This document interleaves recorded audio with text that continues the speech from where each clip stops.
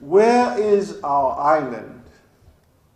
Navigating language, vision, and divine designation in Samoan law and jurisprudence. When I was asked to provide this keynote address, I was given a copy of Justice Joe Williams' paper titled, "Can You See the Island?" That was in May. At the time, I was preparing for my independence address, and I was mulling through how best to frame my message. After reading Joe's paper, not only did I love it, but I knew I had my independence theme. Reflecting back on it, it seems moral and fortuitous that Joe's paper should come to my attention right at that time. As Samoans, we have a belief that all things happen for a reason. I was meant to be given Joe's paper right before independence, and I was meant to speak to it again here today. I wish to thank the organizers for the opportunity to share with you some thoughts on what I see to be the island that Joe so provocatively describes. I wish to share implicitly where I believe this island to be and why. As I have said elsewhere, I am not a lawyer, nor am I a judge or jurist. My main qualification for speaking about the law, namely state law, is my experience as a linguist, as a litigant in our Lands and Titles Court. Connected to this is a lifelong interest in and commitment to the development of Samoan customary law and indigenous knowledges, i.e. Aotearoa and Angai Whanua. This is where I wish to focus my address. It has been said that mental health is the poor cousin of physical health. The same has been said of custom law. In today's world, custom or customary law is believed to be the poor cousin of state law, including common law. In fact, the late Dr. Kenneth Brown, former magistrate and public solicitor of the Solomon Islands, well over a decade ago, had suggested that without proper, refreshing custom law, might as well be an endangered species.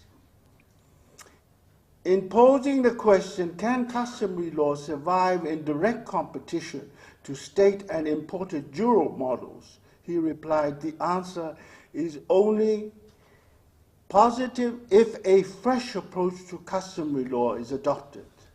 Such an approach, he argues, involves firstly the acceptance of a dynamic view of both customary law and common law, as both, he says, embody values for the proper ordering of society, and that from these premises, a blueprint for the evolution of an indigenous jurisprudence can then be designed.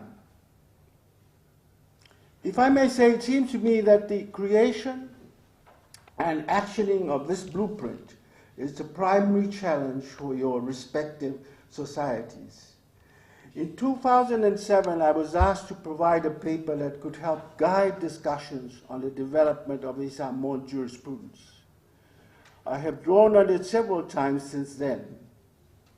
Today, I draw on it again, for it may contribute to a discussion on what it is that is Samoan in our search for a Samoan jurisprudence. I reiterate my thoughts on two key concepts in particular. These are the central concepts of tulafono and tuaoi. Tulafono is a Samoan term generally used by Samoans in Samoa today to refer to the law or laws of Samoa.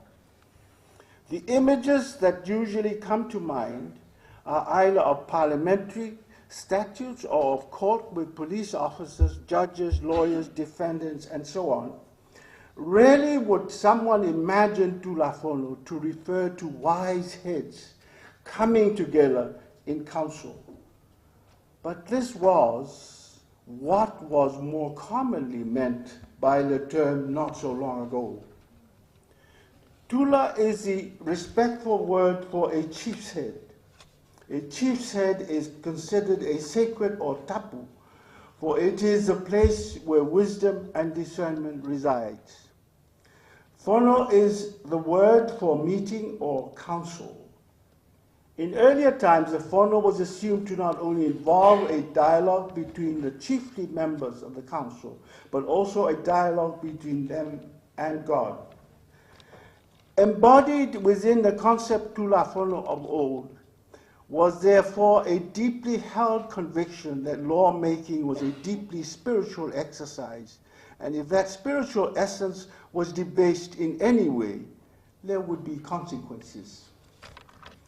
Also present within the concept of tula whono is the idea of employing due process or proper order in carrying out or addressing of things. Samoans are well known and often bemoaned for their insistence on protocols. This can be linked to the concept of tofi, the idea and belief that Samoans have already been divinely designated. Tofi is a divine designation. It bespeaks a role that assumes both rights and responsibilities, and is often applied to those who are seen to have natural God-given talents and abilities. Tofi assumes physical, intellectual, and spiritual compatibility. It connects with Samoan ideas of angava'a and whasinomanga, i.e. ideas of being a master craftsman and the notion of a person's identity. Both are divinely designated. Within the tula whono concept lies the process for lawmaking. As I have said elsewhere, in the customary context, there were 6 main steps in the process. Step 1, tula whono. This was the first stage of the tula whono process. It was where a tula would break new ground or raise new issues. Tuvao literally means to step into the forest. Step 2, whono. This was a stage where an issue raised in step 1 would be explored, and those who had the right to critique would do so. Lo literally means to the bending of a branch. Step 3, launga tongia. This was a stage where those who were given the right to make interventions would do so. Tongia means to designate according to tradition and custom. Launga is the word for speech or for the act of speaking. Step 4, whai whono. This was the stage where those who had the right to conclude the whono would do so. But if they decided they wanted to revisit an issue and begin the deliberations again, they could do so also. They would then go through the same process. Whaiu means to end or conclude. Step 5, whai whono. This stage involved the intervention of a tamali'i o high chief to revive the whono after it had been concluded. It is the right of the tamali'i chief to do so rather than tula whale orator chief, because he, not the tula whale chief, is responsible for discerning the tofa mamao, i.e. the wisdom of the long view, for aola literally means to give life. Step 6, tula whono. This is the last step in the process of customary lawmaking. It is at this stage that a rule or law, a tula whono, that has been deliberated on is formally pronounced as such. These are then relayed to all members of the village, land, or family as tula whono, the outcomes of this process. The outcomes of this tula whono process are therefore the custom laws embodied in our anganu'u and langai whanua. Anganu'u refers to that body of tula whono that guides communal conduct relevant across Samoa. Angai whanua is that body of tula whono that guides conduct specific to the land or whanua to which one belongs. Here whanua refers to both land and placenta. It alludes to the ritual of bearing one's pute, umbilical cord, or placenta whanua in the land of one's birth. The term manga refers to conduct and to the thinking and values behind that conduct. It is a term usually accompanied by the concept of tu, as in tulanga vai, meaning the place where one stands. The two terms are often used together to describe custom, i.e. tatou tu manga, or our customs. All of these meanings come alive when we unpack our words, when we unpack what is meant by anga nuku and anga whanua, and their relationship to the concept tulafono. The same can be said about tuaoi. Tuaoi is usually translated to mean boundary or boundaries. It is a term that evolved out of the maxim, I tuatoi ele au ia laua ya po lau pule. Your rights are ya and authority pule do not extend beyond this point. Boundaries exist within every relationship or vow.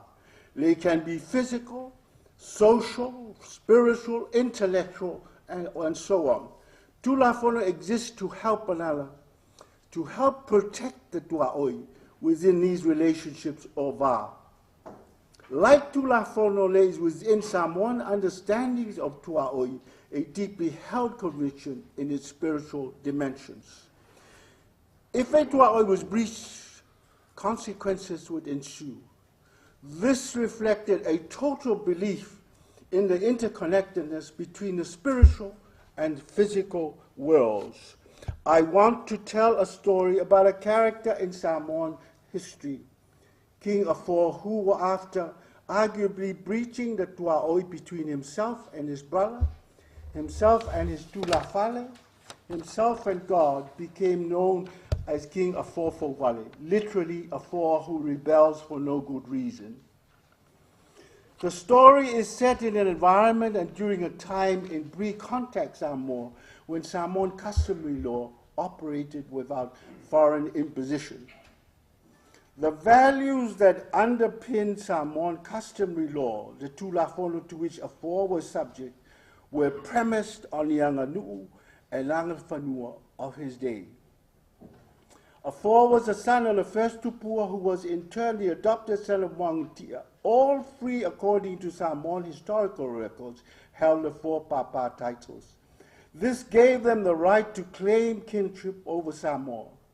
Atua was the first male issue of the first formal marriage or usunga of his father to a lady from Palaui. The marriages of highborn were in those days highly political events. They were organized largely by leading tulafale seeking to improve their lot, the lot of their district or Tumalo. Tupua's second marriage also produced a son to a lady from Tumasanga. This boy was named Ngalumalemana after the two leading tulafale of Lirumoenga, the capital of Ahana, both of whom were present in his birth, namely Ngalu, Alipia's everyday name, and Lemana, hence Ngalumalemana. The story goes that upon succeeding his father and becoming the holder of four papa titles, Atua sets up residence in the capital of Atua, which is Lufi. Meanwhile, Ana treated Ngalumalemana as if he was the rival king.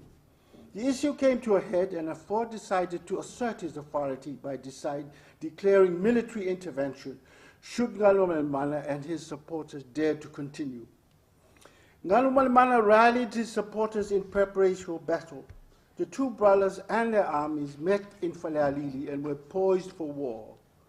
However, instead of proceeding, Ngalumalemana requested a parley. He wanted to talk, he wanted to surrender and to seek forgiveness. And he did so in front of all present. Atua, still very angry, refused the gesture. This alienated his principal orator chiefs, especially Talo of Falealili. Talo felt strongly that there was no more cause for bloodshed, and as Ngalumalemana was prepared to make obeisance. After all, were they not brothers? Seeing that the king was still adamant on war, Talo came forward, broke a spear, and said, "There is no point in wasting life unnecessarily. Here is a piece of spear for each of you. now go to Ma'aunga and settle the issue by personal combat. Talo's ability to do this not only highlighted the power held by high-ranking Tula Fale, but also, notwithstanding political intrigue, suggested that even in war, there were codes or Tula Fale relating to the Va and Tuaoi that ought to prevail. Afor fought his brother in personal combat and lost. He then became known as a Fofo Vale, and Ngalumalemana became king. As part of his defeat, Fofo Vale was banished to another island, the island of Tutuila, now part of American Samoa. From Tutuila, Fofo Vale composed his famous chant, simply known as a Fofo Vale song or solo of Fofo Vale. The chant speaks of many things, but particularly of the pain of lost glory, of losing his island, and of losing it for apparently no good reason. The chant goes like this: a Fofo Vale laments. I was sound in sleep when in a sudden I awoke. Did I dream or was I talking in my sleep? Am I oiled with fragrant u'u or is it with pani? Am I sleeping between the ladies? Are there girls making coy noises in front of boys? Are there presentations of fine match or is it presentations of food? Is there a presentation of a sacred fish that determines the credentials of a master fisherman?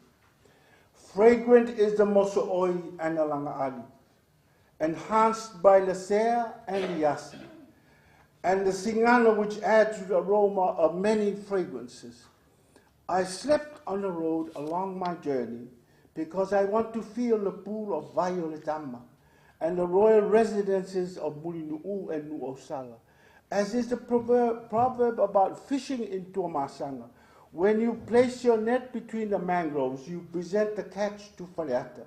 But if you cast your net outside, you present the catch or the catch to Faleata. But if you cast your net outside, you present the catch to Matafa. I broke the cover from Saumaolo for the chiefs to drink before the Ta'alolo, on how I pine to reach my destination. When can I travel back to the island?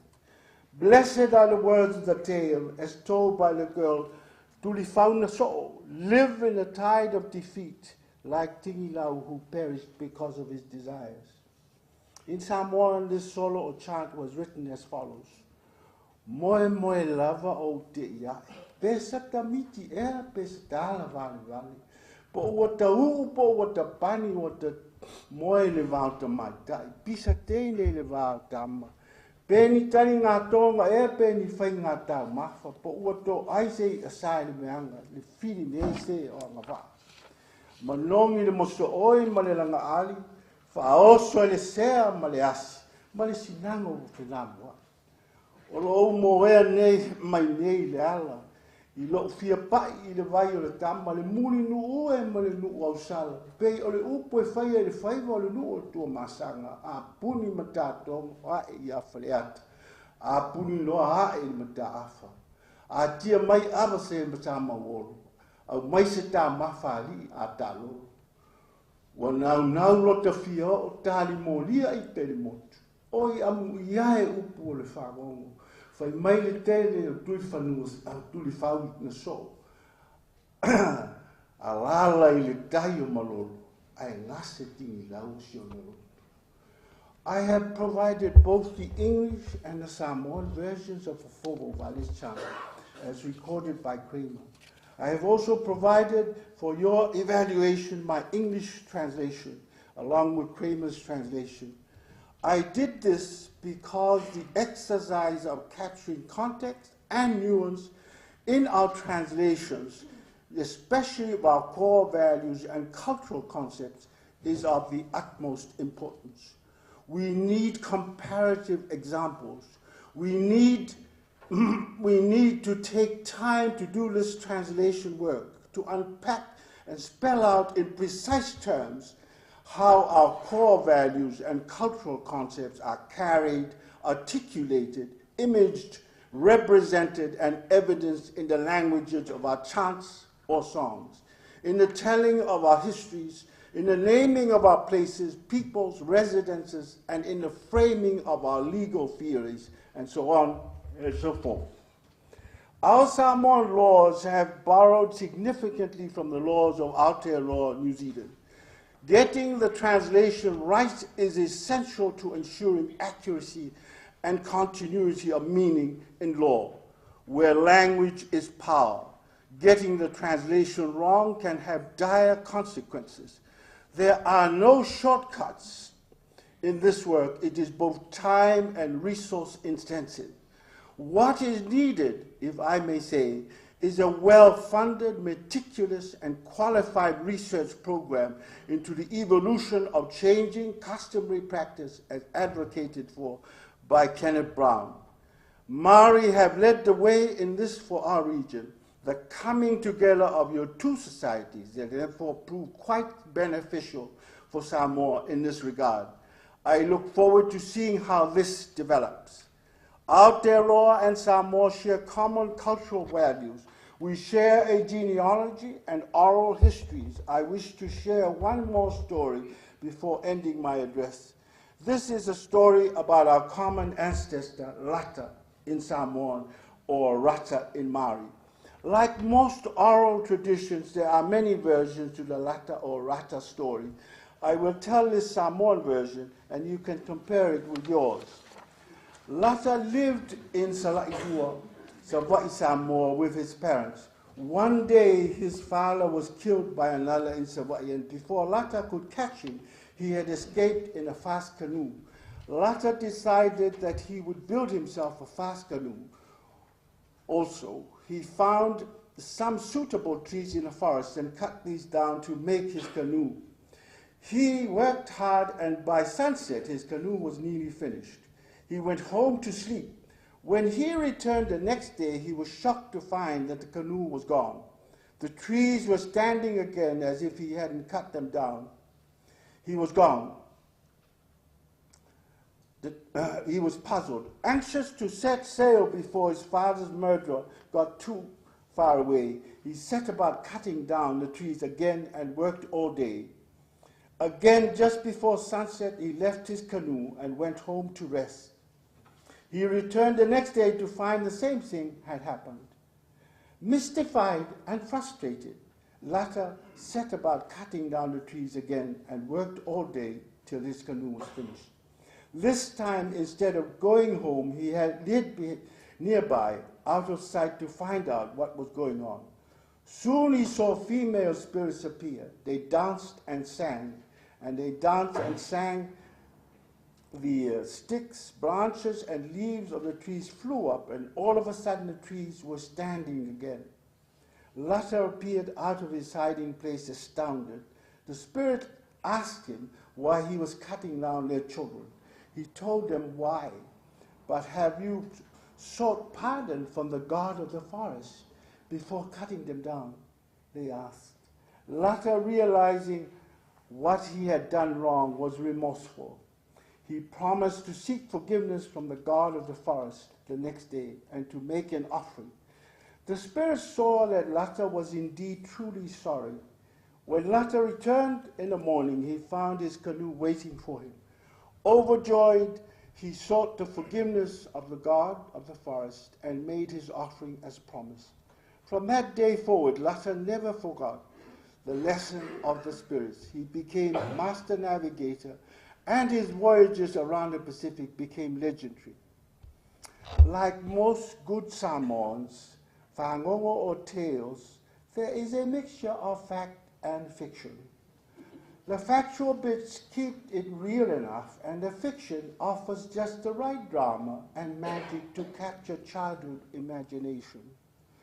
The moral of the story is nonetheless quite clear throughout. Lata was blessed with navigational prowess because he respected the tuaoi, sacred boundaries, and tulafuru, sacred laws of the forest. He showed in his true remorse acknowledgement of the whengainga or covenant between the forest, the sea, the animals, heavens, and stars, the whole of the environment and people. This respect and acknowledgement is a central and shared tenet in our indigenous Polynesian cultures. It is and ought to be equally central in the knowledge sources that inform our indigenous jurisprudence. In Samoan, this is captured by the word angava'a. Afofo Vale made reference to angava'a when he referred to the credentials of a master fisherman. Angava'a, like anganuu and angaifanua, implies the application of codes of conduct. Within these codes or anga is the imperative to protect the nu, in the case of anganu, or the whanua in the case of angai whanua, or the va'a, i.e. the boat in the case of the angava'a. The assumption is that these things are part of one's inheritance, including one's family, and in order to protect them, there must be rules, codes, customs, and or guidelines in place to do so.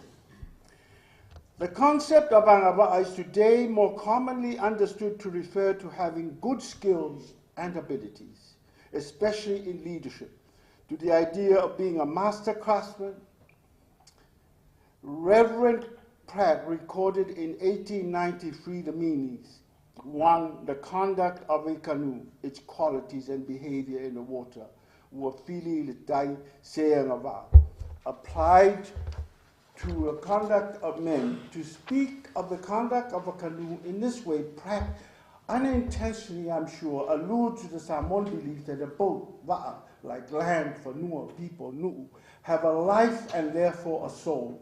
In the Samoan indigenous reference, the va'a is an issue of a tree, who is in turn an issue of tangaloa. As such, it is to be treated with respect and deference. This is our tu and anga. The question arises, how does Samoan law and jurisprudence today, as currently practiced, consider the reference? Or to put it another way, how is this understanding of angava'a represented in what is declared Samoan custom in law today? I wish to end by reciting a karakia or a Māori prayer and by posing a challenge to your respective societies.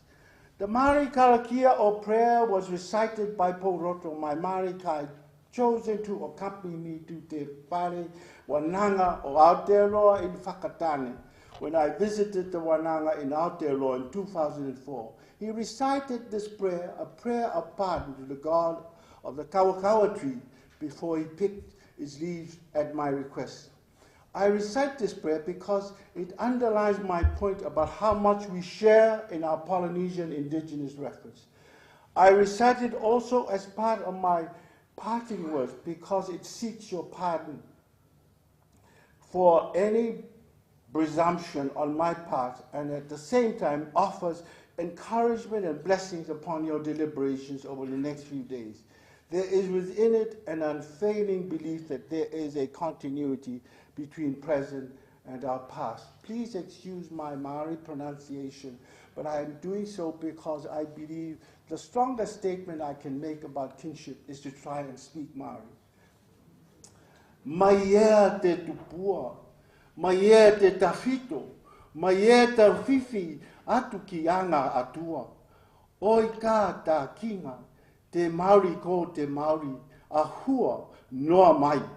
Ki runga ki e i tau hua, ki runga ki e nei tauira, ki a tau te Māori, ki runga ki e nei tama. He tukuna nā te whai oro oro o tāne o te waiora. Ti nei te matatau, ki a aike whakatū ta ware ki te rangi. Uhi wero tau mai te Māori, hau mai e. Ui e, tahi ki e. How's that? Clear the pathways to the godly beings, which is symbolized by them in the male elements. Clear the pathways to the ancient ones. Clear the pathways to the exalted ones. Let the sacred rituals of the life force commence, the life force that has come from the spiritual realm. Place the life force upon these pupils. Place the life force upon these scholars. Let the life force be placed upon the female and the male elements. The life force that came from the forest of Tane, from the spring of creation. This is the knowledge of the ancestors from the forest that is uplifted. Let it be placed upon it. Let it be debated so that through this, the life essence may come through strongly. Gather, unite. My challenge is that in your deliberations over the next few days, you take time to discuss the jurisprudential richness and vision carried within our indigenous words. Words such as anganu, angaifanua, angava'a, tulafono, and tuaoi, and their Māori equivalent. These words are core to our customs, our tu maanga, and therefore, by definition, to our laws. I challenge you to see the dreams of our ancestors, of Afofo, Vale, and Rata, and to know how they can speak to you and to us in your and our search for our islands. In 2007, after the funeral of my predecessor, His Highness Māori Talamua, Philia and I went on a retreat for a week to meditate and gain perspective on the challenges that lay ahead. The retreat ended with a mass in which Archbishop Alapati gave a homily based on two questions posed by Christ to St. Peter. The first was, Peter, do you love me? The second, Peter, where are you going? Finding peace and direction is often premised on finding love. May the love and peace of Christ and our ancestors guide you to where you are going. God bless.